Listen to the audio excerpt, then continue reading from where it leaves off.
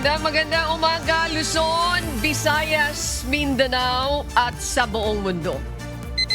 Oras natin sa buong kapuluan, 1 minuto na po makalipas ang alas 5 ng umaga, Philippine Standard Time. Ako po si Annie Rentoy.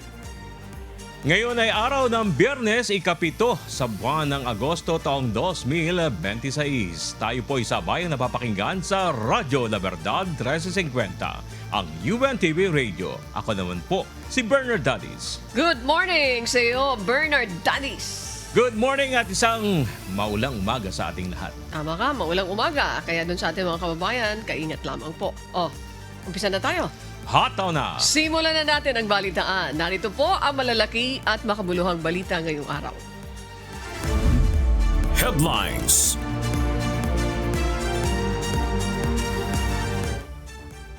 Simulan natin ang ating balitaan sa mga lugar na nagdeklara ng class suspension ngayong araw ng Biyernes, August 7, 2026. Walang pasok ngayong araw ang ilang mga paaralan sa bansa. Bunsod na rin ang inaasang mga pagulan. Dito sa Metro Manila, ilang mga syudad ang nagdeklara ng class suspension. Kabilang na ang lungsod ng Maynila, Malabon, Parañaque City, Las Piñas City, Muntinlupa City, Marikina, Caloocan at Valenzuela City. Gayon din ang Mandaluyong, Taguig at San Juan. Sa Saklaw po niyan ang lahat ng antas public at private school, habang may iba naman ang magsiship muna sa alternative learning system. Suspendido rin ang klase sa Quezon City, pero para lamang sa lahat ng public schools wala child development centers, kinder hanggang grade 12. Habang ipinaubayan na ng LGU ang deklarasyon ng class suspension sa mga nasa private school, gayon din ang mga nasa college level. Hataw Balita ngayon. Samantala, bukod sa Metro Manila, ilang mga lugar din sa mga probinsya ang nagdeklara ng class suspension ngayong araw ng Biyernes dahil sa inaasahang mga pag-ulan. Walang pasok sa buong lalawigan ng Cavite at Laguna. Sa Batangas, kabilang sa mga suspendido ang face-to-face classes, ang Kalatagan, Balayan, Lian at Nasugbo, kung saan sila ay magsiship muna sa modular o distance learning. Sa Rizal, kasama rin sa mga suspendido ang klase ang San Mateo, Cainta, Cardona, Montalban, Tanay at Taytay. Saklaw niya ng lahat ng antas, public at private schools, maliban na sa Taytay na mula daycare, preschool, elementary at high school level lamang ang walang pasok. Wala ring pasok sa Limay, Orani at Hermosa, Bataan. Gayun din sa San Fernando at Angeles City sa Pampanga. Habang nagdeklara rin ng class suspension ang Santa Maria, Bulacan. Sa Cordillera, walang pasok sa Benguet at Abra, all levels, public at private. Habang preschool hanggang senior high school lamang ang sakop ng class suspension sa Baguio City. Sa Pangasinan, walang pasok ang Dagupan City, San Carlos City, Bugalion, Mangaldan at Malasiki. Sa Don Mariano Marcos Memorial State University sa La Union, pansamantala munang magsishift sa asynchronous classes. Habang sa Occidental Mindoro, wala ring pasok sa mga bayan ng Mamburao, San Jose at Santa Cruz. Sa iba pang nag-aabang ng announcement ng class suspension, pwede pong i-check ang mga official social media pages ng inyong mga mayor o LGU. Hataw Balita ngayon. Isa ang Cordillera Region sa mga lugar na labis na naapektuhan ng bagyong Maymay. Ilang landslide, rockslide, mudslide at pag-apaw ng mga ilog ang naitala, bukod pa sa mga kalsadang nalubog sa baha sa iba't ibang bahagi ng rehiyon. Dahil sa heavy landslide, mudslide at mga bumagsak na bato, ipinasara ang Longlong, Balite, Tamawan Road sa La Trinidad, Benguet sa gitna ng malakas na pagulan. Nagkaroon din ng landslide sa Pipinyo, Lubas, La Trinidad kung saan kinakailangang ilikas ang ilang pamilya habang nagpapatuloy ang banta ng pagguho ng lupa. Sa Mountain Province, isinara ang mga bahagi ng Junction Taluben, Barlig, Kalakad Road sa Bontoc dahil sa pagguho ng lupa. Makikita naman sa video ang pagguho ng malalaking bato sa sitio Agadchang sa Danga sa kasagsagan ng malakas na ulan. Sinarado rin ang bahagi ng Camp 6 sa Cannon Road dahil sa pagbagsak ng maraming bato sa kalsada. Sa Kalinga, naging hindi madaanan naman ang mga bahagi ng Mountain Province, Boundary Kalanan, Pinukpok, Abot Road at Balbalan Pinukpok Road dahil sa magkakasunod na soil collapse na nagpaantala sa biyahe ng mga motorista. Sa Benguet, nakaranas din ng soil collapse sa Governor Bado Dangwa National Road sa Bacon. Gayon din sa Kaliking kung saan bahagi ng kalsada ang gumuho dahilan para limitahan ang pagdaan ng mga sasakyan.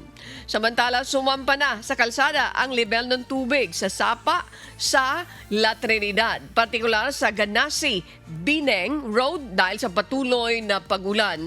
Nalubog sa baha ang bahagi ng Strawberry Farm sa La Trinidad, kasunod pa rin ng masamang panahon. Nakapagtala naman ang pagtaas ng tubig sa Balili River sa La Trinidad na nakaapekto sa mga residente na naninirahan malapit dito. Rumagasa rin ang tubig sa Buwed River sa Camp 7 sa Baguio City dahil pa rin sa tuloy-tuloy na buhos ng ulan. Muling nagpapaalala ang mga otoridad sa publiko na iwasan ang mga lugar na may banta ng landslide, pag-apaw ng ilog at pagguho ng kalsada at maigpit na sumunod sa mga abiso kaugnay ng sama ng panahon. Hataw Balita ngayon. Patay ang dalawang individual matapos na matabunan ng gumuhong lupa sa may La Trinidad, Benguet. Habang nasagip naman ang isa pang biktima na ngayon ay nasa stable na kondisyon na. May humahataw na balita si Alan Manansala. Hindi na nagawang makatakbo ng dalawang empleyado ng karinderyang ito sa Barangay Silan, La Trinidad, Benguet matapos na matabunan ng makapal na lupa ang kainan sa kasagsagan ng malakas na ulan kahapon August 6. Batay sa investigasyon ng pulisya, ang mga biktima ay kinilalang sina Jerry Binayan Abuya, 66 anyos at Lemar Gawidenciano, 31 anyos na pawang mga cook sa natabunang karinderya. Agad silang sinuri ng isa sa mga doktor na Remus Puente at sa kasamaang palad. Sila ay idineklarang dead on the spot. Matapos nito, agad na hinukay at dinala ang kanilang mga labi sa BMS Cruz, La Trinidad. Sa mga larawang ibinahagi ng PNP Public Information Office, makikita na nawasak ang tindahan matapos na matabunan ng makapal na lupa. Samantala, nailigtas naman ng mga rescuer ang 85 anyos na si Dino Abuya na kasama ring natabunan sa insidente. Agad siyang dinala sa ospital at ngayon ay nasa maayos ng kalagayan pero patuloy pa rin siyang binabantayan ng Benguet General Hospital. Siya po ay nasa stable na kondisyon na ngayon, ngunit patuloy na na-admit sa ospital para sa karagdagang obserbasyon. Patuloy namang pinag-iingat ng mga otoridad ang mga residente sa lugar dahil sa posibilidad ng muling pagguho ng lupa dahil sa mga pag-ulan. Ayon sa Police Regional Office Cordillera, nananatili silang nakaalerto at patuloy na nag-iikot sa mga komunidad upang magbigay ng agarang tulong sa mga apektado ng masamang panahon. Alan Manansala, kumahataw sa balita ngayon. Isang 64 anyos na senior citizen ang inanod ng malakas na agos ng tubig habang tumatawid sa isang spillway sa barangay San Rafael Rodriguez, Rizal. Sa kuha ng CCTV, makikita ang pagtawid ng dalawang individual mula sa kabilang barangay sa kabila ng malakas na agos ng tubig. Ligtas na nakatawid ang isa, ngunit tinangay ng malakas na agos ang senior citizen at nahulog sa ilog. Agad na rumisponde ang mga kawani ng barangay at mga rescuer, kayo din ang Municipal Disaster Risk Reduction and Management Office. Makalipas ang ilang minuto, nasagip ang biktima. Nawalan man ito ng malay sa una. Nalapatan naman agad ng CPR at paunang lunas bago dinala sa ospital kung saan stable na ang kanyang kondisyon. Paalala naman ng mga pamunuan ng barangay sa San Rafael, huwag nang tumawid sa mga spillway at gumamit ng mas ligtas na ruta habang nagpapatuloy ang masamang panahon. Nananawagan din po ako sa lahat ng mamamayan ng bayan ng Montalban, sa Barangay San Isidro at kahit po dito sa Barangay San Rafael, na huwag na nating pilitin na tumawid dahil po akala nyo lang mababaw pero yung ang nagpapabigat po dyan, yung current, yung agos ng tubig, talagang malakas po talaga. So meron naman pong optional na dadaanan doon nga po sa bridge sa may papuntang Lubers, hanggat maaari doon na po tayo dumaan. Hataw Balita ngayon. Bago pa tuluyang humina na ngayon ay isa na lamang low pressure area, nagdala ng matitinding pag-ulan ang bagyong Maymay sa malaking bahagi ng Luzon. Sa bayan ng Magsingal sa Ilocos Sur, naglandfall kahapon ng madaling araw ang bagyong Maymay. Dala nito ang malakas na hangin at matinding pag-ulan na nagdulot ng pagbaha sa ilang lugar sa lalawigan. Dahil sa baha, hindi madaanan ang ilang kalsada kabilang ang poblasyon Cayos Road at Banuen Malideg Creek Road sa Quirino, Ilocos Sur. Natangay naman ng malakas na agos ng tubig ang wooden bridge sa Barangay Tungay dahilan para hindi madaanan ang lugar. Mahigpit ding binabantayan ang water level ng Abra River dahil sa tuloy-tuloy na pag-ulan na dulot ng bagyo. Sa Barangay Pangpandan, Santo Domingo, Ilocos Sur, ilang mga puno ang natumba at napinsala ang mga bubong ng ilang bahay. Sa Cagayan, may mga paaralang binaha na nagdulot ng pagkakaantala ng mga klase at iba pang aktibidad.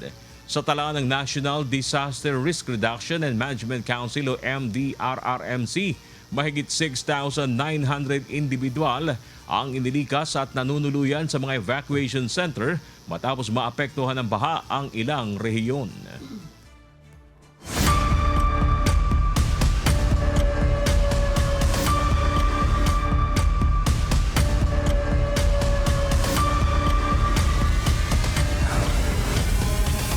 Vice President Sara Duterte Impeachment Trial. Magtutuloy-tuloy ang impeachment trial kay Vice President Sara Duterte kahit magsauli ng confidential funds ang pangalawang Pangulo.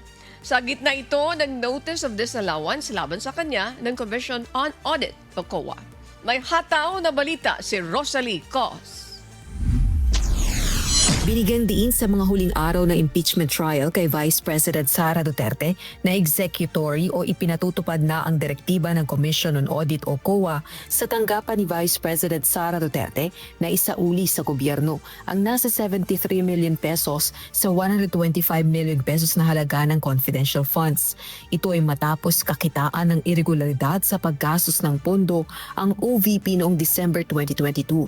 Maaari lamang mapigilan ng kautusan ng COA kung maglalabas ang Supreme Court ng Temporary Restraining Order o TRO.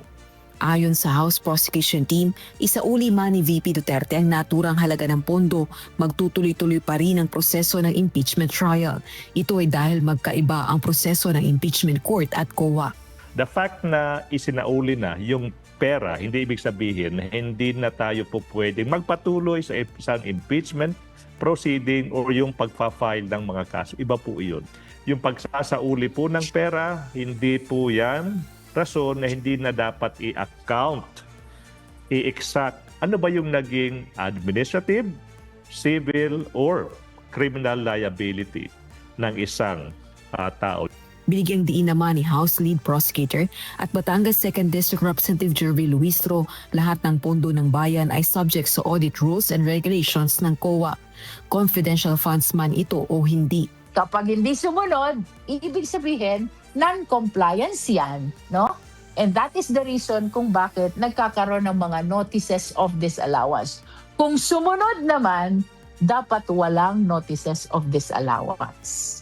Samantala, ang State Auditor sa COA Intelligence and Confidential Funds Audit Office na si Silene May del Campo ang inaasahang magbibigay ng dagdag pang mga testimonya sa iba pang findings ng COA kaugnay ng ginawang pagbusisi sa paggastos ng confidential funds ni VP Duterte. Nakatakda ang muli nitong pagharap sa impeachment court sa August 10, 2026. Rosalie Cruz, humahataw sa balita ngayon.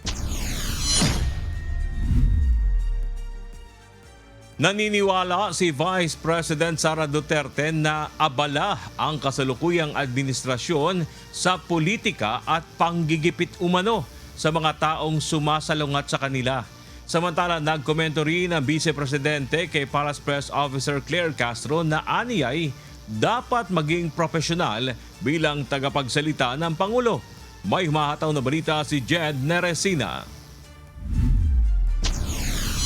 Malinaw ang pattern. Ganito ang paglalarawan ni Vice President Sara Duterte nang hinga ng reaksyon sa ginagawa ng kasalukuyang administrasyon na tila iniisa-isa ang mga personalidad na hindi kaalyado ni Pangulong Ferdinand Marcos Jr.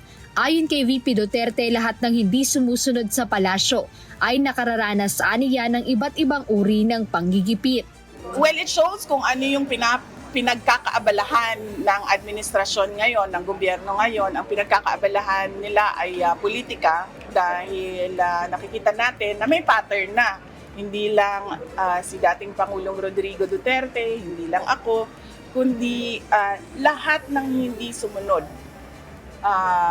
sa palasyo kay President Marcos ay hinahabol, tinitira, kinakasuhan, hinaharas, tinitrete. Sinagot din ng Vice Presidente ang issue na pampagulo lang sa nagpapatuloy na impeachment trial niya ang kumalat na bali-balitang naaresto na noong nakaraang araw si Senator Ronald Bato de la Rosa. Aniya, hindi na kailangan pangguluhin ang impeachment dahil sa una pa lamang ay magulo na ito. I don't think kailangan guluhin ang impeachment. Napaka-klaro naman yung bending the law dyan sa impeachment na yan, simula pa sa House of Representatives hanggang sa pagkakaroon ng dalawang tao na nakaupo doon sa, ano man tawag dyan, stage or rostrum or elevated platform. Hindi na kailangan guluhin ang impeachment dahil magulo na siya sa bending the law. Pinuri naman ng Vice Presidente ang kanyang defense team dahil sa ipinapakita nitong performance sa impeachment trial. Of course, yes. Oo. Nagpapasalamat lang talaga ako dahil merong mga abogado na tinanggap ang aking kaso at they are diligent and passionate enough to defend it.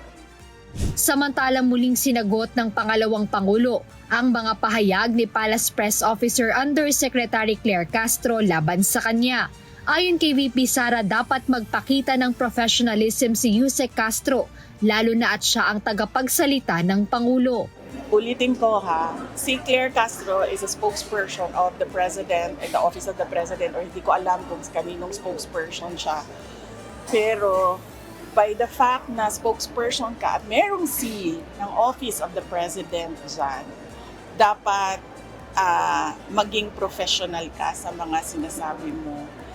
She doesn't have the liberty na tulad sa atin, no, na pwedeng magsalita ng kahit anong iniisip natin at kahit anong opinion natin. Kasi nagsasalita tayo para sa sarili natin. Pero kapag may seal sa likod mo, sa harap mo, kung ano yung professionalism na hinihingi galing doon sa opisina na yun dapat ang ipakita at ibigay mo sa taong bayan.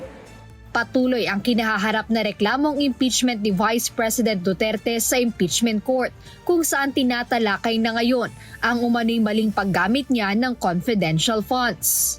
Jed Neresina, humahataw sa balita ngayon.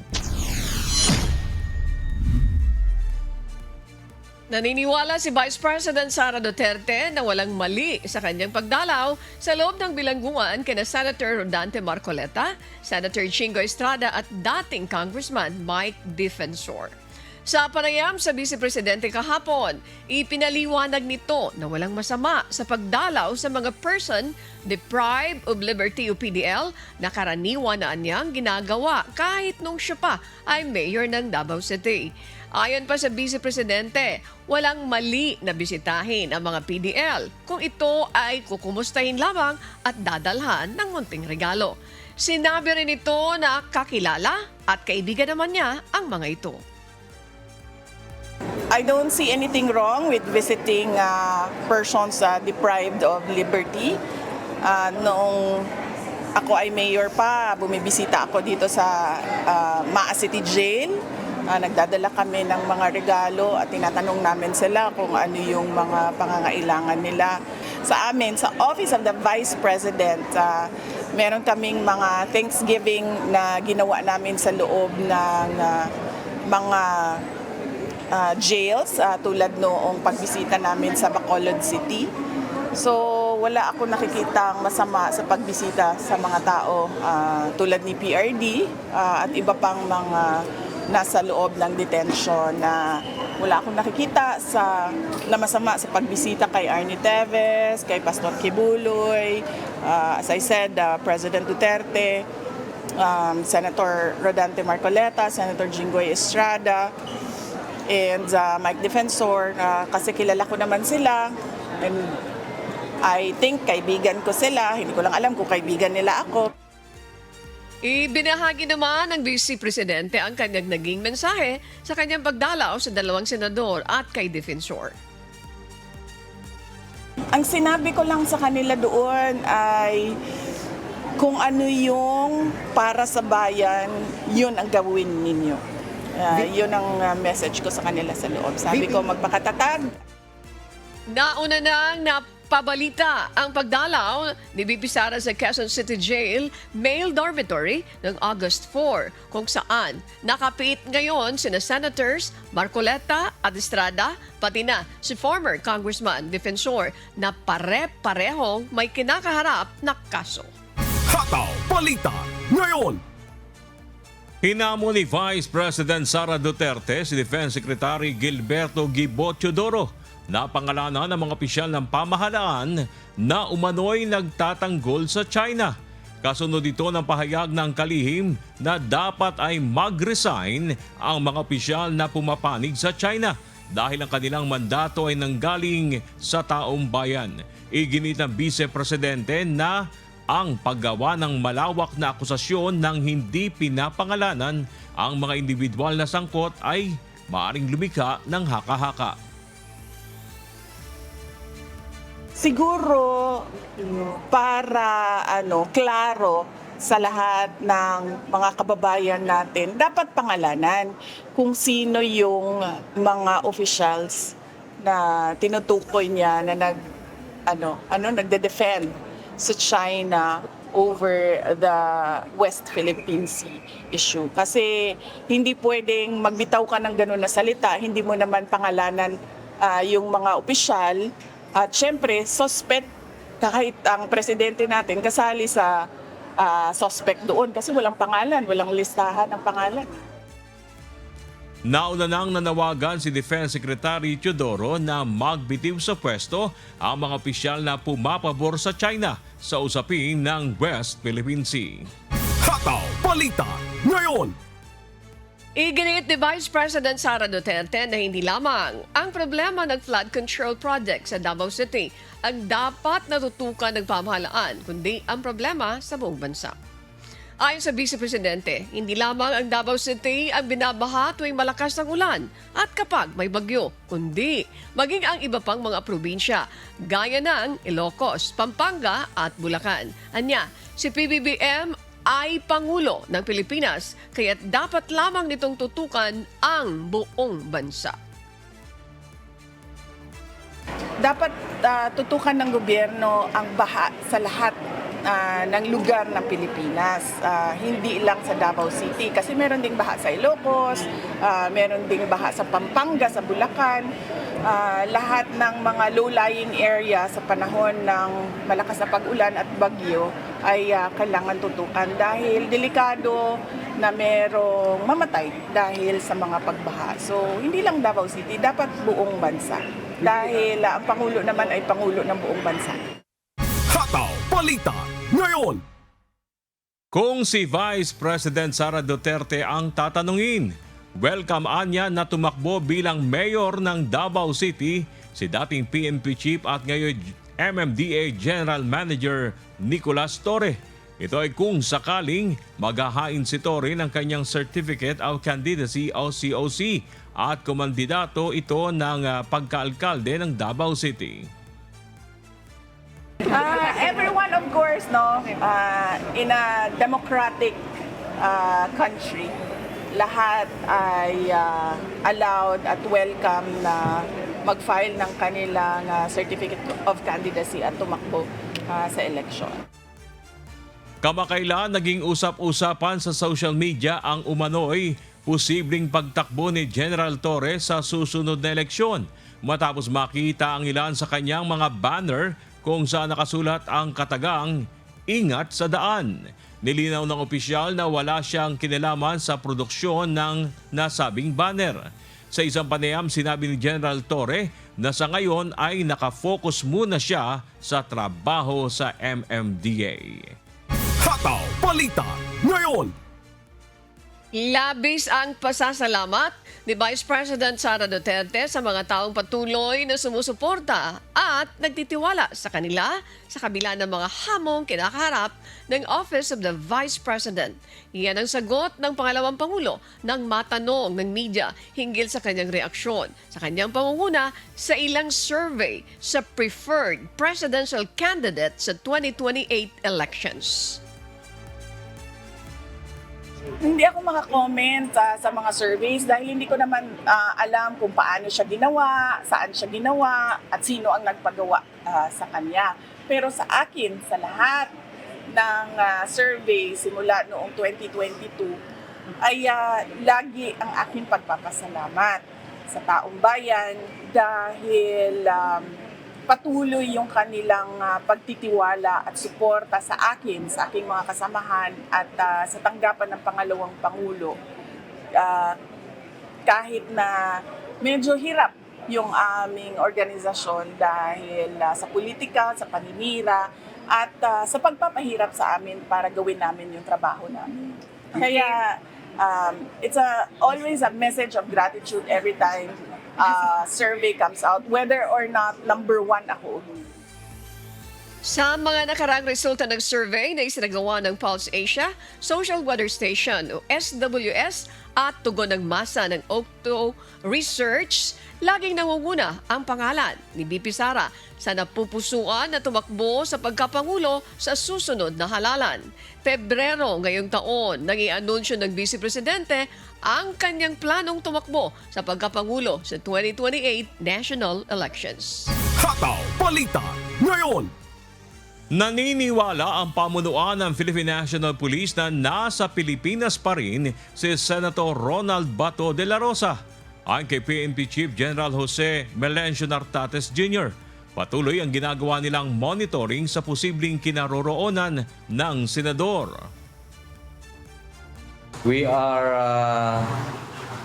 looking at the different places of the supposed whereabouts of friends, relatives, as well as kung sino yung lagi niyang kasama. And most probably is nandito siya sa Pilipinas. Ayon sa PNP, patuloy umano silang nakatatanggap ng mga impormasyon hinggil sa posibleng lokasyon ni Senator Bato. Pero binigyang diin ni General Nartates na ito ay kinakailangan pa rin sumailalim sa verification at intelligence processing. Nauna nang itinanggi ng DOJ, DILG, maging ng Malacanang ang mga balibalitang nadakip na umano si Senator De La Rosa na mayroong warrant of arrest mula sa International Criminal Court dahil sa umano'y pagiging kasabwat ni dating Pangulong Rodrigo Duterte sa kasong crimes against humanity. Hataw Balita ngayon. Inihayag naman ni Palace Press Officer Undersecretary Claire Castro na mayroon standing order si Pangulong Ferdinand Marcos Jr. na maaresto si Senator Ronald Bato de la Rosa. Ito ay sa gitna ng patuloy na paghahanap ng mga otoridad sa senador na mayroon warrant of arrest mula naman sa International Criminal Court o ICC. Sinabi ni Yusek Castro na sa ngayon ay patuloy ang operasyon na isinasagawa ng Department of Justice at Department of the Interior and Local Government upang matunton ang kinaroroonan ng senador. Yes, still, there is. Hahayaan po natin ang DOJ at ang DILG na siyang sumagot po dyan dahil sila po ang nakakaalam kung anong operasyon ang kinakailangan para po mabilis na maaresto si Senator Bato de la Rosa. Samantala, pinag-aaralan na ng Malacanang ang posibleng pagsasampa ng reklamo sa mga nagpakalat ng peking balita tungkol sa umano'y pagkakaaresto kay Senator Ronald Bato de la Rosa. Isa sa mga titingnan ng palasyo ang posibleng papel ng ilang kaalyado ni Vice President Sara Duterte sa paglaganap nito bukod pa sa mga troll. Tingnan po natin, inaaral pa po kung ano yung mga naipakalat, kung paano naipakalat, at ano yung mga mensahe. Yan po ay bubusisiin muna. At kapag nakita namin kung ano ang dapat na ipataw, ibibigay po namin sa inyo kung anong kaso ang pwedeng isampa sa kanila. Iginiit ng Office of the Ombudsman na si dating Senador Ramon Bong Revilla Jr. ang umano'y lead link sa sabwatan kasama ng ilang dating opisyal ng Department of Public Works and Highways o DPWH. Kaya naman sinabi ng Ombudsman na mahirap umanong lunukin ang naging desisyon ng korte na payagan ang dating senador na makapagpiyansa. May hataw na balita si Dante Amento. Mariing binatikos ng Ombudsman ang naging desisyon ng Sandigan Bayan 3rd Division na payagang magpiyansa si dating Senador Ramon Bong Revilla Jr. Tinawag nila itong isang gamot o tableta na mahirap lunukin. Sa kanilang motion for reconsideration, iginiit na mga piskal ng Office of the Special Prosecutor o OSP ng Ombudsman na ang resolusyong inilabas noong July 31 ay puno ng seryosong pagkakamali. Ayon sa prosekusyon, sa kabila ng dami ng ebidensyang nagpapatunay sa pagkakasangkot ni Revilla sa malversation of public funds, pinili ng korte na pumanig sa hiling ng dating senador para sa kanyang pansamantalang kalayaan. Inakusahan ng prosekusyon ang korte ng paglihis sa itinakdang batas. Pinag-isaan nila ng korte ang konsepto ng evident proof at prima facie evidence na nagresulta sa maling pagtimbang sa bigat ng kasalanan ni Revilla. Binigyang diin ng OSP na si Revilla ang nagsilbihan nilang lead link sa isang malawakang chain conspiracy. Siya umano ang humiling ng listahan ng mga proyekto mula sa Department of Public Works and Highways o DPWH at humingi ng commitment o kickback bago pa man maisama ang mga ito sa pambansang pondo. Bagamat nanatiling nakatago ang partisipasyon ni Revilla sa implementasyon, siya umano ang nakatanggap ng pinakamalaking bahagi ng pera na umabot sa daan-daan milyong piso. Iginiit ng prosekusyon na ang kaso ay tungkol sa pagtataksil sa tiwala ng publiko. Ginamit umano na mga akusado ang kanilang posisyon upang magpayaman sa halip na pagsilbihan ang mga mamamayan. Dahil sa mga argumentong ito, hiniling ng prosekusyon sa Sandigan Bayan na bawiin at kansilahin ang piyansang ibinigay kay Revilla at muli siyang ipakulong habang tinatapos ang paglilitis sa kanyang kasong malversation through falsification of public documents. Pero giit ng Sandigan Bayan 3rd Division, sang-ayon sa batas at mga ebidensya, ang kanilang naging desisyon na payagan ang bail petition ni Revilla. Dante Amento, humahataw sa Balita Ngayon. Ipinaliwanag ng Malacanang na nasa Office of the Ombudsman na ang pagdedesisyon kung papatawan ng preventive suspension sa Department of Health Secretary Jose Brix Pujalte. Ito ay may kaugnayan sa ginawang pagsuspindi umano ng opisyal sa procurement ng gamot at iba pang pangangailangan para sa sakit na tuberculosis. Ayon kay Palace Press Officer Undersecretary Claire Castro, nasa Ombudsman na ang pagpapasya kung kailangan na patawan ng suspension si Pujalte. Kung nandiyan naman po ang kaso, ang sabi mo, Ivy, ay nasa Ombudsman. Okay? So, nasa jurisdiction na rin po ng Ombudsman kung siya ay kinakailangan na magpataw ng preventive suspension para sa mas malinis na pag-iimbestiga sa naturang reklamo. Wala pang impormasyon si Yusek Castro kung nagkausap na sina Secretary Fuhalte at Pangulong Ferdinand Marcos Jr. Nauna nang iginiit ng DOH Secretary na malaking halaga ang 3 billion pesos na nakalaan para sa procurement ng TB treatment at naninindigan na dapat itong may disburse ng maingat at maayos upang masigurong tama ang paggamit ng pondo. Nauna nang humiling sa Ombudsman ang ilang grupo ng health workers at health advocates na madismay sa pwesto si Fuhalte dahil sa ginawa umano nitong suspension sa procurement ng gamot sa TB at iba pang treatment nito. Hataw Balita ngayon. Inilipat ng National Bureau of Investigation sa darating na Martes, August 11, ang schedule para humarap sa kanilang tanggapan sina Batangas 1st District Representative Leandro Leviste at dating Presidential Advisor on Political Affairs Secretary Jacinto Jing Paras. Samantala, dinetalye naman ng talent manager ang umano'y ginawang pagpaplano para sa tangkang honey trap at character assassination laban kay Executive Secretary Ralph Recto. Si Benedict Samson humahataw. Hindi sumipot sa patawag ng National Bureau of Investigation, National Capital Region si Batangas 1st District Representative Leandro Leviste na naka-schedule kahapon. Ito ay may kaugnayan sa umunoy tangkang honey trap at character assassination laban kay Executive Secretary Ralph Recto, kung saan isa si Representative Leviste sa itinuturong may pakana umano nito. Imbes na dumalo ng personal, nagpadala ang kampo ng mambabatas ng sulat sa NBI-NCR at tumihiling na makahingi ng kopya ng ginawang investigasyon sa kaso. Subalit hindi ito pinagbigyan ng NBI. Mayroon po tayong batas dyan na talagang pagka ang isang dokumento ay subject po ng present investigation o current investigation, hindi po pwedeng i-share yan. Kasi mako-compromise yung investigation, plus yung mga persons or personalities involved, baka makompromise din. Samantala, nauna nang sumulat ang abogado ni former Presidential Advisor on Political Affairs Secretary Jing Paras para hilingin na i-reschedule sa susunod na linggo ang appearance nito sa NBI.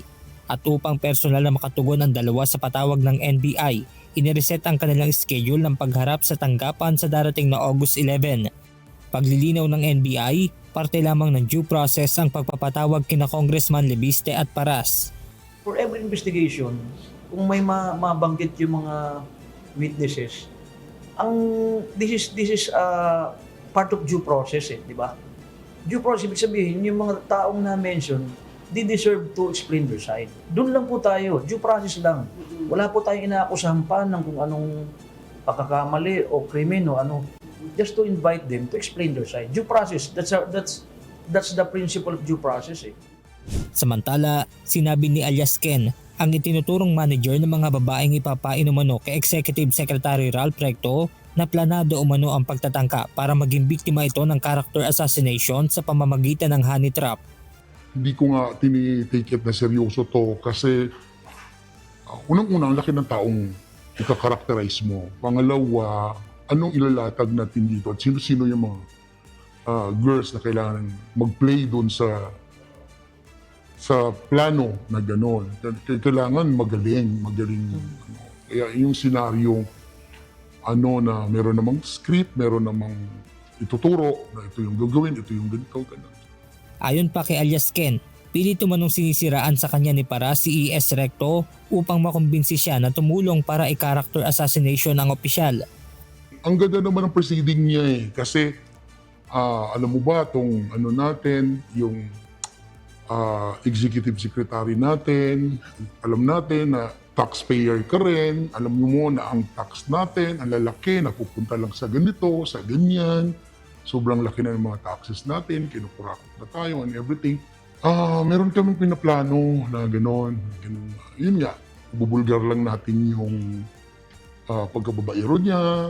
Mayroon din umanong inihandang dalawang abogado sina Paras sakaling may kaharapin na legal na usapin sa kanilang binabalak na ipagawa sa kanya. Kailangan sigurong may lawyer kasi para mas safety yung mga statement saka yung mga story na kailangan gampanan. Humingi naman ng paumanhin si alias Ken kay Executive Secretary Recto at iginiit na biktima lamang rin umano siya sa nangyari. KES, I'm sorry at nabiktima lang po ako dahil nagmukha akong pera. Sorry po. Yun lang po. Sana ma-meet kita soon at pag-sorry ako ng personal sa'yo. Ang message ko kay Jing para pinahamak mo ang buhay ko. Benedict Samson, humahataw sa balita ngayon. Kinumpirma ng Department of Foreign Affairs na natanggap na ng Pilipinas ang requests ng Amerika para sa extradition ng religious leader na si Apollo Quiboloy na nahaharap naman sa kasong sex trafficking at racketeering sa US. Si Quiboloy ay kabilang sa most wanted lists ng Federal Bureau of Investigation o FBI. Ayon sa DFA, na-endorse na nila ang request sa Department of Justice. September 2024, nang maaresto si Quiboloy sa KOJC compound sa Davao City matapos ang ilang araw na pagtugis sa kanya dahil sa paglabag sa Special Protection of Children Against Abuse, Exploitation, and Discrimination Act. Bukod dito, siya rin ay naharap sa kasong qualified human trafficking dito sa Pilipinas at kasalukuyan ng nakakulong sa Pasig City Jail. Sa ngayon ay inaantabayanan pa ang magiging update para sa susunod na aksyon ng DOJ hinggil sa extradition request ng Amerika. Hataw Balita ngayon. At para sa mga balita sa iba't ibang panig ng mundo, narito ang ating global correspondent na si Lynn Perez mula sa California, USA. Lynn, magandang umaga sa iyo. Global News.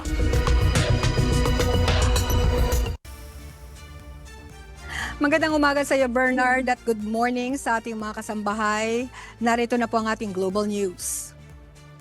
Isinailalim sa quarantine ng isang riverboat sa Democratic Republic of Congo matapos masawi ang 5 pasahero dahil sa pinaghihinalang Ebola.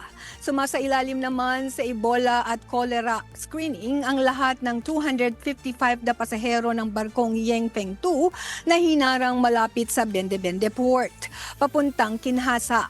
Ayon sa Health Ministry, precautionary measures lamang ang hakbang matapos mamatay ang isang pasaherong nagkaroon ng lagnat. Kasunod ang 4 pang iba na kabilang ang isang batang sanggol na 3 taong gulang at isang sanggol. Nagtayo na rin ang mga tauhan ng Health Ministry at World Health Organization ng isang mobile laboratory sa loob ng barko upang magsagawa ng mga kinakailangang pagsusuri. Sa kasalukuyay, wala pa namang nagpopositibo sa Ebola, subalit nananatili ang mahigpit na pagbamatsyag habang patuloy na humaharap ang DR Congo sa ika-17th nitong Ebola outbreak. Hataw Balita ngayon. Pinangangambahang lalala pa ang tensyon sa Yemen sa gitna ng muling pag-igting ng labanan sa pagitan ng Houthi rebels at mga puwersa ng pamahalaan. Ito ay matapos ilungsad ng Houthi ang malakiang pag-atake sa ilang kampo ng militar sa gitnang bahagi ng bansa bilang pagganti umano sa pagpapalakas ng puwersa ng Saudi Arabia sa rehiyon.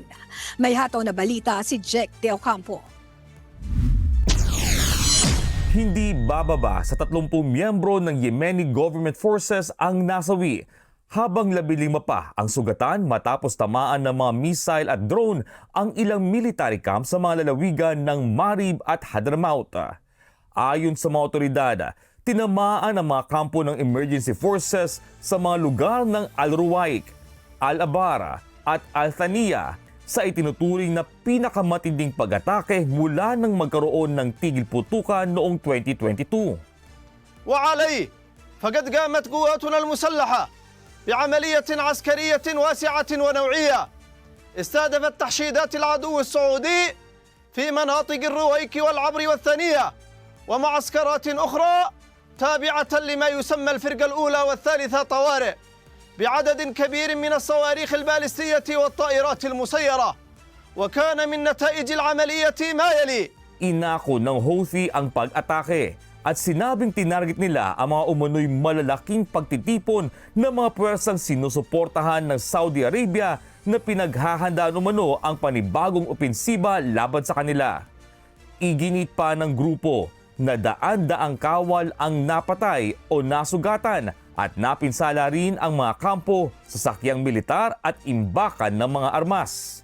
إمعانا من العدو السعودي المجرم في مواصلة الحصار والعدوان على شعبنا اليمني العزيز منذ ما يقارب 12 عاما، فقد رصدت قواتنا المسلحة تحشيدات عسكرية سعودية كبيرة كانت في مراحلها النهائية تهدف إلى التصعيد على المحافظات الحرة والشعب اليمني لثنيه عن موقفه في إنهاء الحصار الظالم وعليه. Samantala, kinundi na ng Yemeni government ang insidente at tinawag itong mapanlinlang na pag-atake na layong wasakin ang kapayapaan at katatagan ng bansa. Nagbabala rin ang Houthi sa Saudi Arabia na haharap ito sa mas matinding pagganti kung magpapatuloy ang umano'y agresyon kasabay ng panawagan sa mga kawal ng pamahalaan na lumisan na sa kanilang mga kampo. ننصح المغرر بهم والمخدوعين من أبناء بلدنا بمغادرة معسكرات العدو السعودي والعودة إلى مناطقهم قبل فوات الأوان. Patuloy na tumitindi ang tensyon sa rehiyon matapos magdeklara ang Houthi ng maritime blockade laban sa Saudi Arabia noong nakaraang buwan. Naging sunod-sunod rin ang pag-atake sa mga barkong may kaugnayan sa kaharian sa Red Sea dahil umano sa paglabag sa ipinatutupad na blockade. Pinangangambahan na ang pinakabagong pag-atake maaaring magdulot ng mas malawak na labanan sa Yemen at makaaapekto na rin sa seguridad ng mahalagang mga ruta ng kalakalan sa rehiyon. Jack De Ocampo, humahataw sa balita ngayon.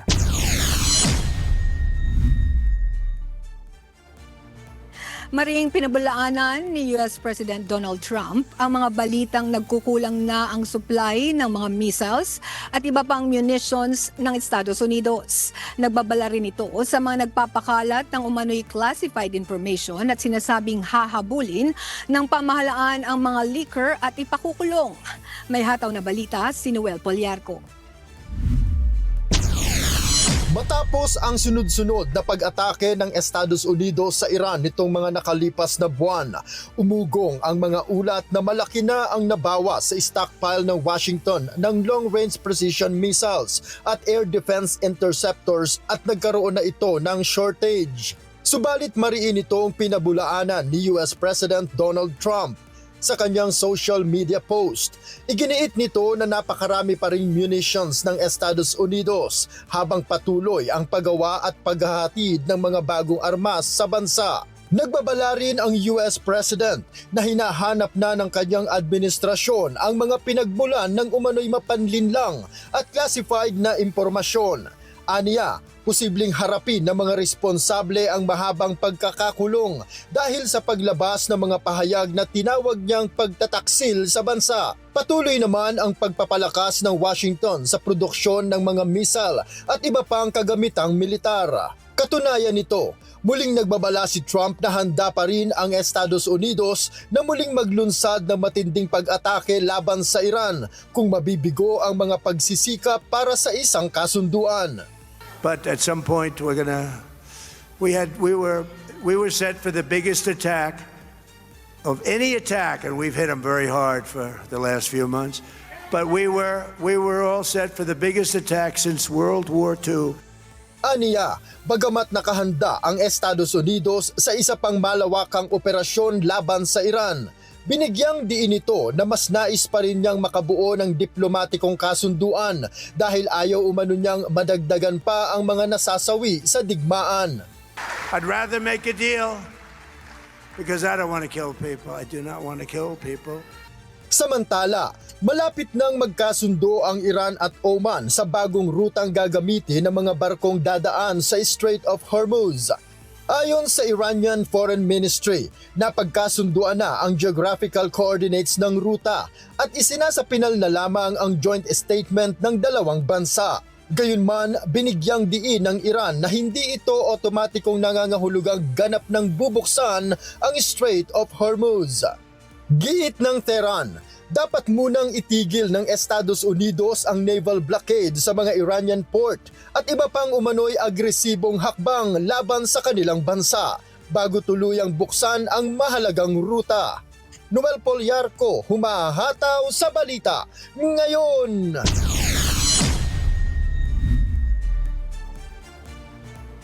Pinag-uusapan na ng European Commission at pamahalaan ng Spain ang posibleng karagdagang pondo para tugunan ng migrant crisis sa lungsod ng Ceuta. Kasunod ito ng pagdagsa ng humigit kumulang 72,000 migrante mula Morocco noong nakaraang linggo na nagdulot ng malubhang hamon sa seguridad. Ayon sa European Commission, pinag-aaralan na nito ang pangangailangan ng Spain bago formal na magsumite ng aplikasyon para sa karagdagang pondo.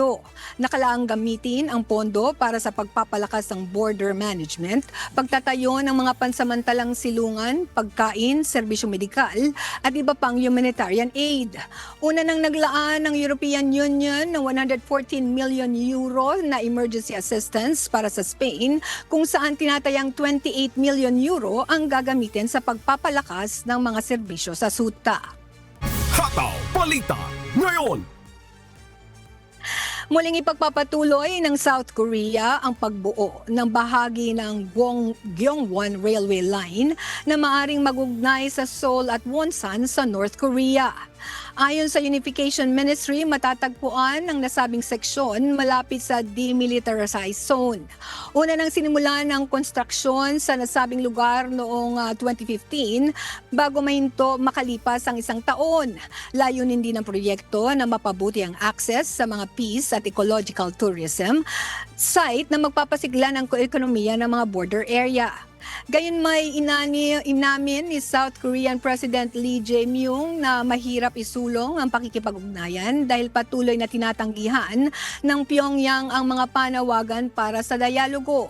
Sa kabila nito'y naninindigan si Lee na dapat ipagpatuloy ang mga hakbang tungo sa kapayapaan at coexistence sa Korean Peninsula. Hataw Balita ngayon. At yan po ang mga balita mula sa iba't ibang panig ng mundo. Mula po rito sa California, USA. Ako po si Lynn Perez. Magandang araw. Maraming salamat, Lynn Perez. Patuloy po kayong umantabay. Magbabalik pa ang Hataw Balita ngayon. Huli sa akto ang dalawang aktibong pulis na umano'y nagbebenta ng mga baril sa isinagawang buy-bust operation ng Philippine National Police sa Caloocan City.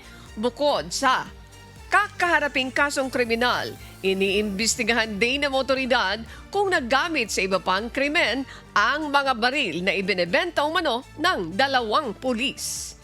Si Ryan Lacanlale, humahataw.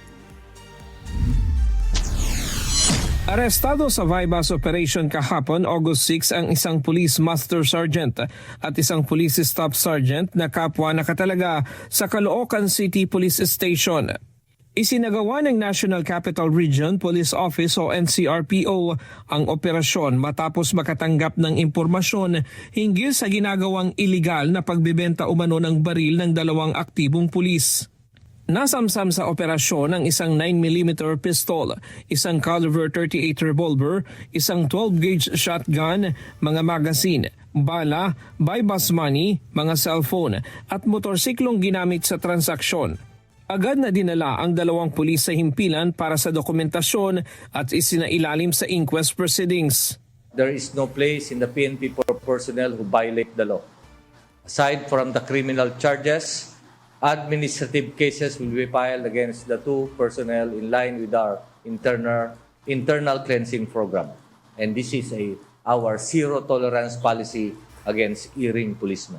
Isa sa ilalim sa ballistic examination ang lahat ng nakumpiskang baril upang malaman kung nagamit ang mga ito sa mga nakaraang pamamaril at iba pang hindi nareresolbang krimen. Inaalam din kung rehistrado ang mga ito, sino ang mga dating may-ari at kung may iba pang kasabwat ang dalawang pulis sa umano'y gun running operation. Kasama rin sa investigasyon ang digital forensic examination sa cellphone ng dalawang pulis upang matukoy kung gaano nakatagal ang kanilang operasyon at kung sino pa ang kanilang mga nakatrabaho. It's not only on the items that were being investigated here. For example, the items or the firearms, it will be subjected to ballistics examinations. That's that. These firearms, who knows, this may be used in, or this was used in recent incidents, especially shooting incidents that remains unsolved until now. Ayon sa PNP, seryosong banta sa seguridad ang iligal na bentahan ng baril dahil maaari itong mapunta sa mga gun for hire, sindikato at iba pang grupong sangkot sa krimen. Binigyang diin din ng PNP chief na kapag napatunayan ang mga nakumpiskang baril ay ginamit sa iba pang krimen, maaari itong magsilbing mahalagang ebidensya laban sa mga sospek at makatulong sa paglutas ng mga hindi pa nareresolbang kaso. Bukod sa kasong kriminal, posible ring maharap ang dalawang pulis sa administrative charges na maaaring magresulta sa kanilang pagkakatanggal sa serbisyo. Yes. I-dismiss ko yung police. At i-dismiss din ni General Abirin. Lalo-lalo na siya yung not only for criminal case but an administrative case, corresponding administrative case shall be filed. Tiniyak naman ng PNP ang mas mahigpit na internal cleansing program sa kanilang hanay, mas agresibong operasyon laban sa gun runners at masusing pagbusisi sa pinagmumulan ng mga iligal na baril upang hindi na magamit sa iba pang krimen. Ryan Lacanlale, humahataw sa Balita Ngayon. Binawi ng ilang transport groups ang planong tigil pasada matapos ilatag ng Department of Transportation ang mga ayuda para sa mga public utility vehicles o PUVs. Ngunit ang grupo ng Manibela itutuloy pa rin ang 3 araw na transport strike simula sa Lunes, August 10. May hataw na balita si Asher Cadapan Jr. Hindi na itutuloy ng ilang transport groups ang plano sana nilang tigil pasada ngayong araw ng Biyernes, August 7. Yan ay matapos silang pulungin kahapon ng Department of Transportation o DOTR kung saan inilatag sa kanila ang mga planong ayuda ng pamahalaan para sa mga public utility vehicle o PUVs. Kabilang sa mga suportang ibibigay ng gobyerno ang pagsasama sa transport sector sa uplift assistance ng Department of Social Welfare and Development o DSWD. Makatatanggap dito ng 2,000 pisong ayuda kada buwan hanggang Disyembre ang bawat pamilya ng transport sector. May 1.5 billion pesos na subsidiya rin ang ilalaan para sa mga sumali sa Public Transport Modernization Program o PTMP. Habang magkakaroon ng waiver sa toll para sa provincial buses sa North Luzon Expressway at South Luzon Expressway simula August 10.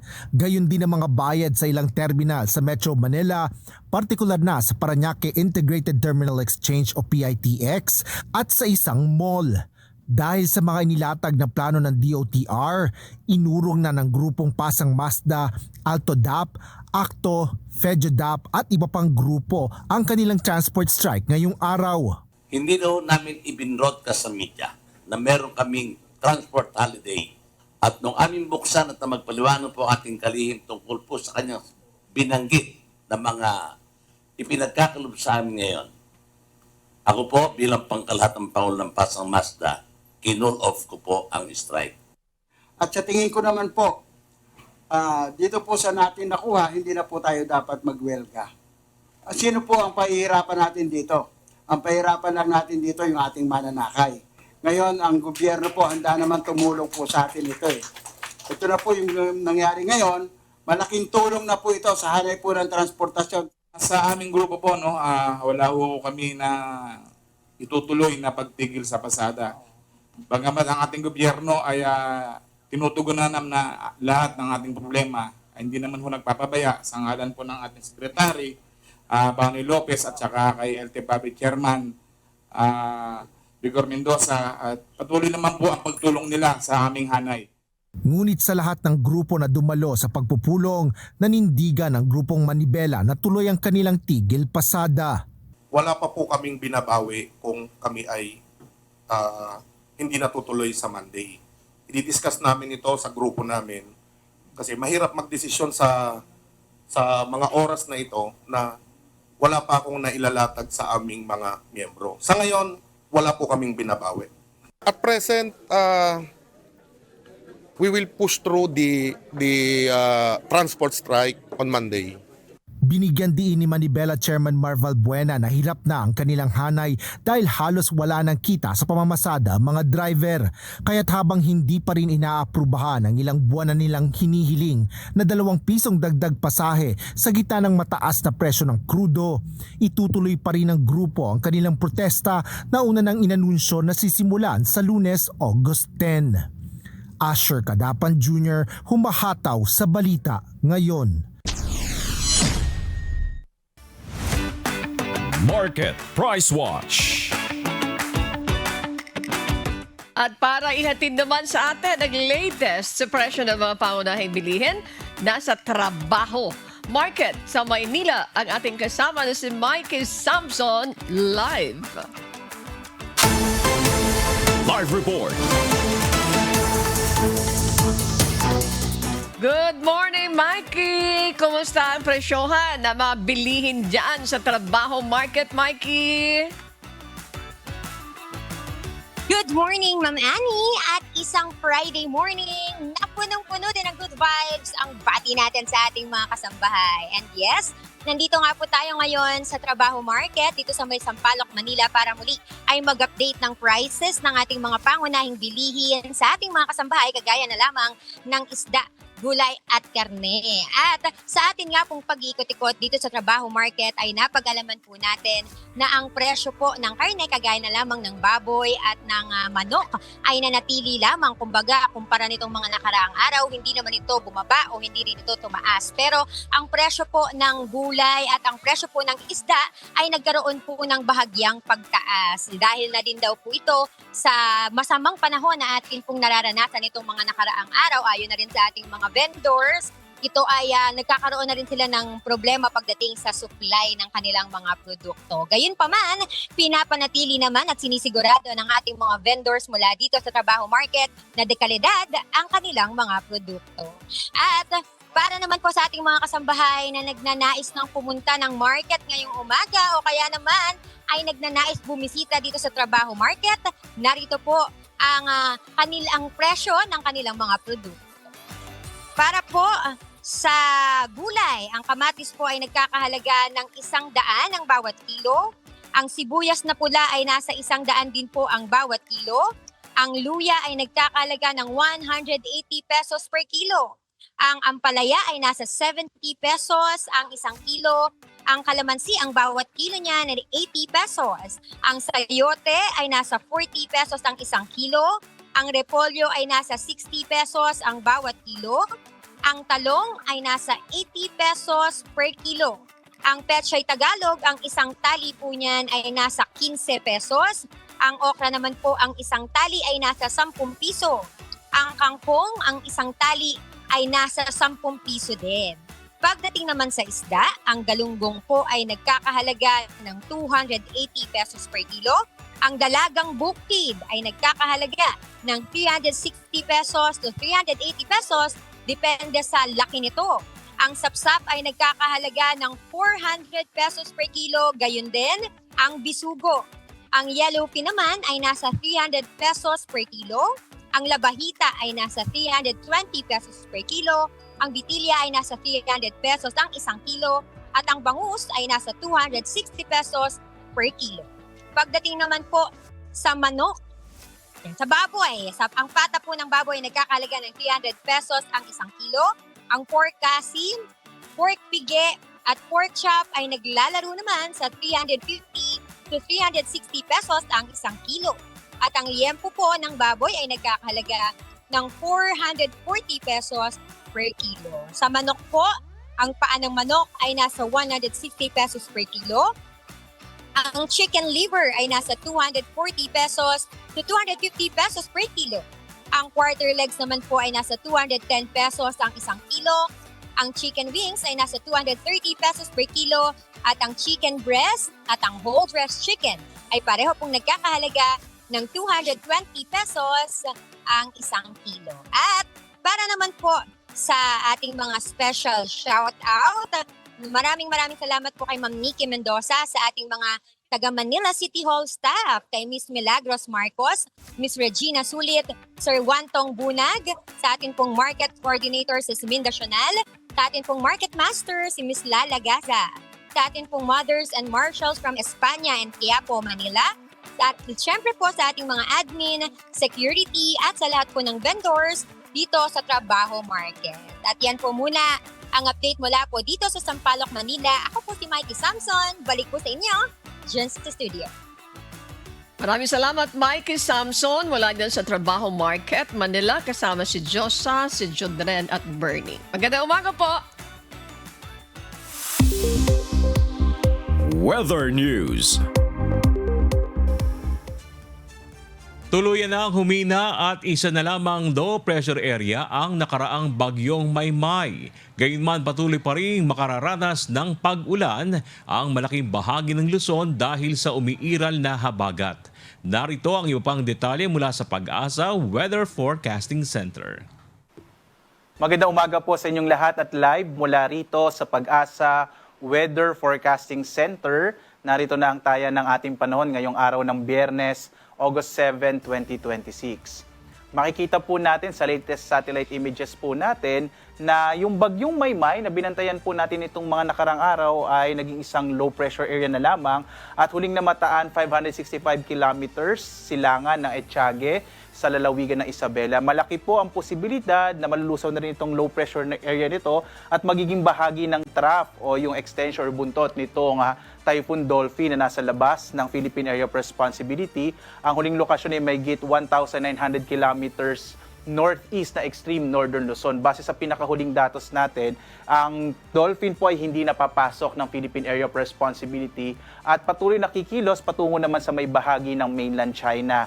Dahil sa bagyong Dolphin, mapapanatili po nito yung lakas ng habagat. Makikita niyo po dito, marami pa rin kaulapan. Dahil posibleng bandang linggo pa ito maglandfall sa may bahagi nga ng mainland China. Inaasahan po natin na mapapanatili nito yung lakas ng hanging habagat na siya magdadala pa rin ng maulang panahon. Hanggang weekend po, no? Asahan ng mga kababayan po natin, lalong-lalo na sa malaking bahagi ng Luzon, yung western section ng Luzon. Gayon din sa may western section ng Visayas, ang maulang panahon hanggang this weekend, dulot po ng habagat na patuloy na hinahatak o pinalalakas ng bagyong Dolphin. Mapapansin naman po ninyo, wala masyadong kaulapan sa may Visayas at Mindanao. Gayon din po, halos mababawas na rin ang mga pag-ulan sa may bahagi ng Cagayan Valley region. Kaya po mga localized thunderstorms na lamang ang mararanasan. So liban po dito sa dalawang weather systems natin, yung bagyong Dolphin po at low pressure area at ang habagat, wala na tayong minomonitor na iba pang low pressure area sa loob at labas ng Philippine Area of Responsibility. As of 5 a.m. naman, naka-issue po ang ating heavy rainfall warning. Ngayon po ay inaasahan pa natin hanggang alas 8 po, no, effective po itong heavy rainfall warning. Magiging maulan pa rin, lalong-lalo na po sa may bahagi ng Zambales. Sa amin po, dyan sa Bataan at ilang bahagi ng Pampanga ay magpapatuloy po hanggang malalakas ang mga pag-ulan. Samantala, naka-yellow heavy rainfall warning naman po ang Metro Manila, Batangas, Cavite, Rizal at ilang bahagi ng Tarlac, Pampanga, Bulacan, Quezon, Laguna. Ibig sabihin, kung minsan po makararanas pa rin ng mga malalakas sa mga pag-ulan itong bahaging ito ng Luzon, particular na po hanggang mamayang alas 8. So may mamayang 8 a.m. po magkakaroon ulit tayo ng update dito sa ating heavy rainfall warning. So 3 hours po yung effectivity po nitong heavy rainfall warning. Samantala, may naka-issue naman po tayo na weather advices. So ito naman po pang 24 hours. So yung kanina 3 hours. Ito po within the day, inaasahan natin na magpapatuloy yung malalakas sa mga pag-ulan lalo na sa may bahagi ng Zambales, Bataan at Occidental Mindoro. Habang ibang bahagi pa ng Luzon, kabilang na dyan yung Metro Manila at hanggang umaabot po sa Antique, makararanas na kung minsan malalakas sa mga pag-ulan na maaaring magdulot po ng mga flash floods and landslide. Kaya lagi po maging alerto at maging handa sa mga posibilidad ng biglang pagbaha at pagguho ng lupa. Bukas naman, sabi ko nga po sa inyo, magiging maulan pa rin yung weekend natin dahil po kahit wala na tayong bagyo sa loob ng PAR, ang bagyong Dolphin ay patuloy na magpapalakas ng habagat. Kaya mapapansin nyo, mapapanatili po yung malalakas sa mga pag-ulan sa Zambales, Bataan at Occidental Mindoro. Gusto ko rin po bigyan ng emphasis or diin yung bahagi ng Cordillera. Posible po magkaroon din ng malalakas sa mga pag-ulan dito sa Cordillera at sa may area ng Ilocos Sur at La Union. Bukas po yan, dulot ng habagat. Habang iba pang bahagi ng Central Luzon, Cordillera, Ilocos Region, kabilang din yung Metro Manila at Cavite, Batangas, makararanas pa rin po ng maulang panahon bukas. At magpapatuloy pa rin yung maulang panahon po natin by Sunday. dahil pa rin po sa habagat. Kaya po asahan natin medyo maulang weekend talaga yung mararanasan. Pero mapansin niyo po, mababawasan na yung mga pag-ulan lalo na dito sa may area ng Southern Luzon at sa may eastern section ng Northern Luzon. So ito po again ay dulot ng hanging habagat na pinalalakas ng bagyong Dolphin. Once na maglandfall na po ito sa may bahagi ng mainland China by around Sunday, possible po magsisimula ng mabawasan yung malalakas na mga pag-ulan dito sa may western section ng Luzon. Muli po, ulitin lang natin, ngayong araw, magiging maulan pa rin sa malaking bahagi ng Luzon, lalong-lalo na nga po dito sa may area ng partikular na Bataan, Zambales at Occidental Mindoro. Iba pang bahagi ng Luzon ay makararanas naman ng maulap na kalangitan na may kalat-kalat na mga pag-ulan, pagkidlat, pagkulog. Sa may bahagi naman ng Palawan ay inaasahan din natin ang maulap na kalangitan na may kalat-kalat na mga pag-ulan, pagkidlat, pagkulog. At ganito din po yung mararanasan sa may area naman ng western section ng Visayas. Ang nilalabing bahagi naman ng Kabisayaan, makararanas po ng mga localized rain showers and thunderstorms, yung bahagi po ng area ng Central Visayas, Negros Island Region at Eastern Visayas. Samantala naman, ang malaking bahagi ng Mindanao ay makararanas po ng mga localized rain showers and thunderstorms sa dakong hapon hanggang sa gabi. So dito po sa bahagi ito ng ating bansa, mas maliit naman yung posibilidad ng mga malalakas na mga pag-ulan. Dahil generally po, localized thunderstorms ang nakakaapekto, particular na sa malaking bahagi ng Mindanao. Samantala, sa lagay naman ng ating karagatan, may naka-issue pa rin tayong gale warning. Ito po ay dulot po ng trap o extension po ng bagyong Dolphin, kaya po may malalaking pag-alon sa may bahagi ng Batanes at Babuyan Islands, particular na sa Babuyan at Calayan Islands. Delikado pa rin maglayag yung mga maliliit na sasakyang pandagat, maliliit na mga bangka sa mga baybayin po na ito ng ating bansa. So yung mga maliliit na mga bangka, iwasan mo na pong pumalaot sa bahagi ng Batanes at Babuyan Islands. Gayun din po dito sa may western section ng Luzon, inaasahan din natin na kung minsan po ay maalon yung karagatan, kaya mag-ingat din po yung mga maliliit na mga sasakyang pandagat. Napanood po natin ang ating update mula sa Pag-asa Weather Forecasting Center. Para sa iba pang update, manatiling nakaantabay sa mga social media pages ng DOST Pag-asa at UNTV News and Rescue. Para po sa ating mga kasangbahay, kung kayo po ay nagpaplano na makapagsimula ng negosyo o nais na mapalago ang inyong business, panoorin po natin ito. Marami ang may mga pangarap na makapagsimula o mapalago ang kanilang negosyo. Pero para sa maraming micro, small at medium enterprises o MSMEs, malaking hamon pa rin ang pagkuha ng sapat na puhunan. Ngayon, may inilunsad na bagong financing initiative ang Land Bank of the Philippines na tinatawag na Lifting MSMEs Lending Program. Layunin nitong gawing mas madali ang pag-access sa pondo ng mga negosyante sa pamamagitan ng iba't ibang loan packages, mula sa mga nagsisimula pa lamang hanggang sa mga negosyong handa ng lumawak na maaaring umabot sa 50 million pesos financing. Ngunit sino nga ba ang maaaring makinabang sa programang ito? Ano ang mga kwalifikasyon? Paano ang proseso ng pag-a-apply? At ano-ano pa ang suportang maaaring matanggap ng mga MSMEs bukod sa pautang? Alamin ang mga sagot sa Get It Straight with Daniel Razon kasama ang mga kinatawan ng Land Bank of the Philippines. Lunes, alas 8 ng umaga, dito lamang sa Good Morning Kuya.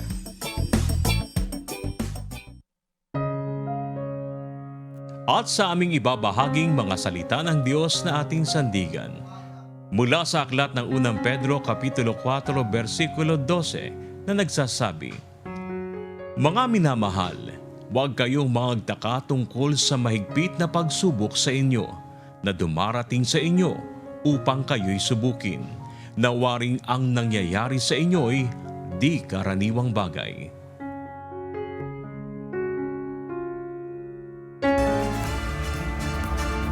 At yan po ang mga mahataw na balita ngayong umaga ng Biyernes, ikapito sa buwan ng Agosto 2026. Ako po si Bernard Dice. Thank you very much, Alden Lozano. Kasama din dyan, may shoutout tayo ng konti. Siyempre, thank you kay Joanna, no, ating EP, Sarah, and of course kay Nar.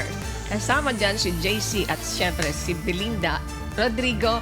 Thank you very much sa ating mga kasama dito with Jovi. Maraming salamat, and Ron. Sa ngalan ng lahat na bumubuo ng UNTV News and Rescue, UNTV, Radyo La Verdad 1350, at ng ating mga correspondent, mula sa Pilipinas at sa iba't ibang panig ng mundo. Ako naman po si Annie Rantoy.